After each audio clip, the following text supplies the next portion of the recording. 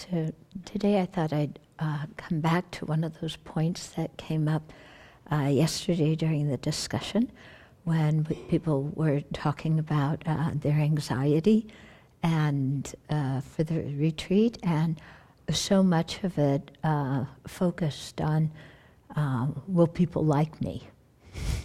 Yeah, will people accept me? What is everybody thinking about me? So I think this is a fairly nice group of people. Yeah.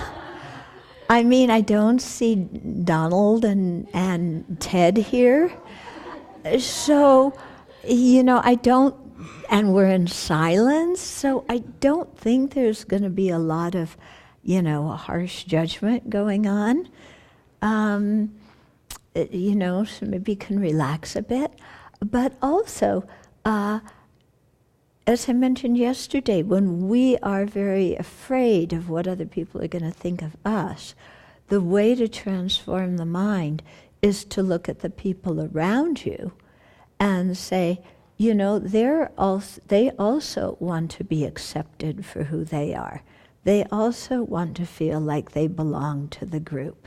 How can I extend myself to offer acceptance and reassurance and a feeling of belonging to all these other people who are just like me in wanting to be accepted, not wanting to be judged, and so on. Okay? So you just flip the situation, because you can see all this worry about, what are other people going to think about me? Who's the star of that show? Yeah, isn't it just another form of self-centeredness?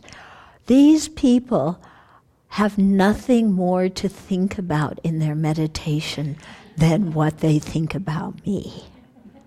Yeah? They're going to spend their whole meditation time thinking about me and forming all sorts of nasty judgments. Really? Yeah? Do you really think that's what everybody else is doing? Yeah. Look, they're too busy thinking about themselves to think about you all the time. Yeah.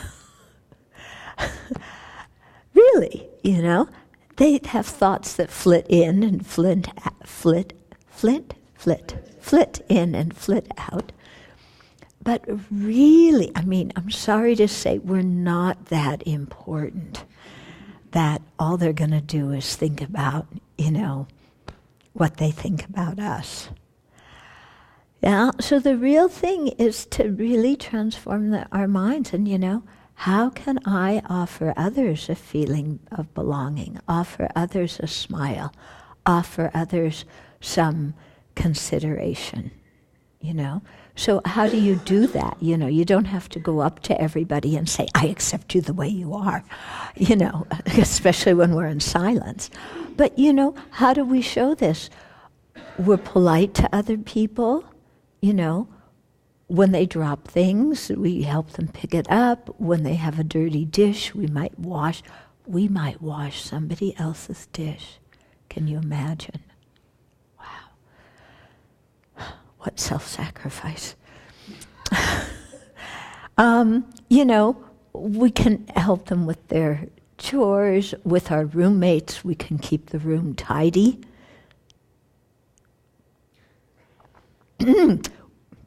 We must keep the room tidy. There's so many ways just to be considerate and kind to other people. And this is how we show that, we accept them and we're not judging them. Yeah. So we don't need to write 50,000 notes. Yeah.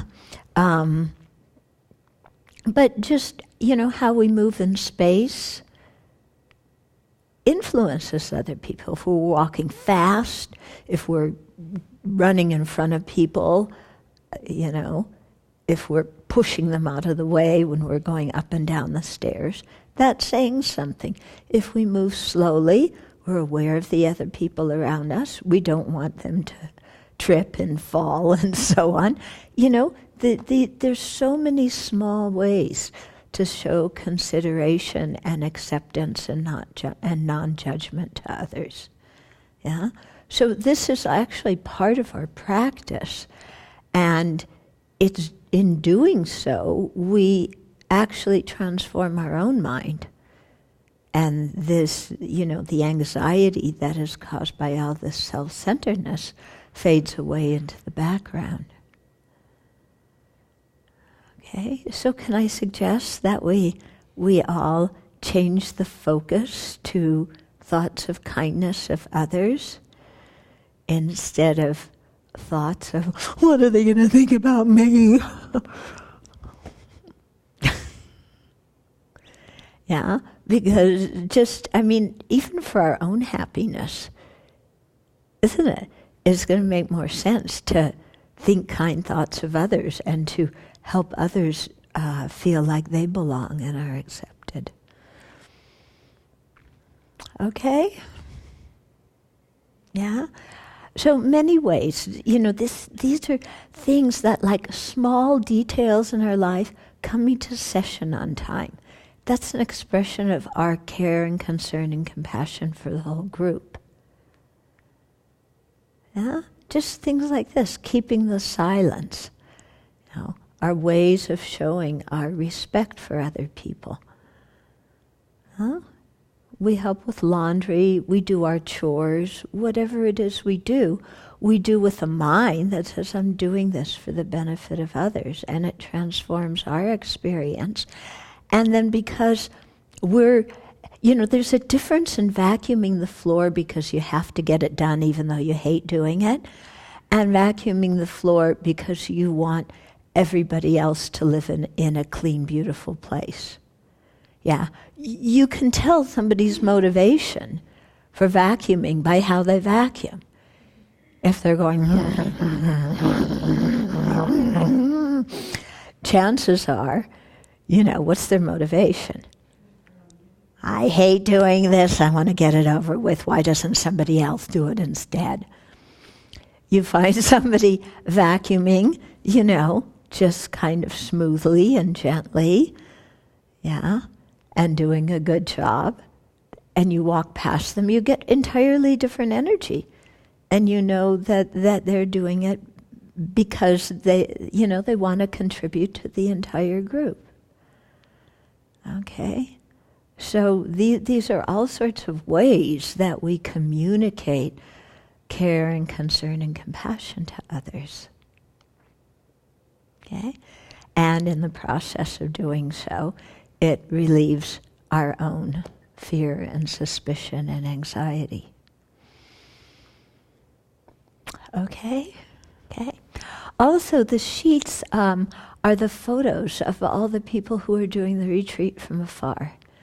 So just remember them. And they're at home. They don't have the luxury of doing many sessions a day, but they are very strictly maintaining the discipline of doing at least one session a day. And so really include them in your prayers and dedications, and when you do the bodhicitta meditation and send light out to all the sentient beings, then really include all the other retreatants from afar, especially the inmates. They will definitely appreciate it.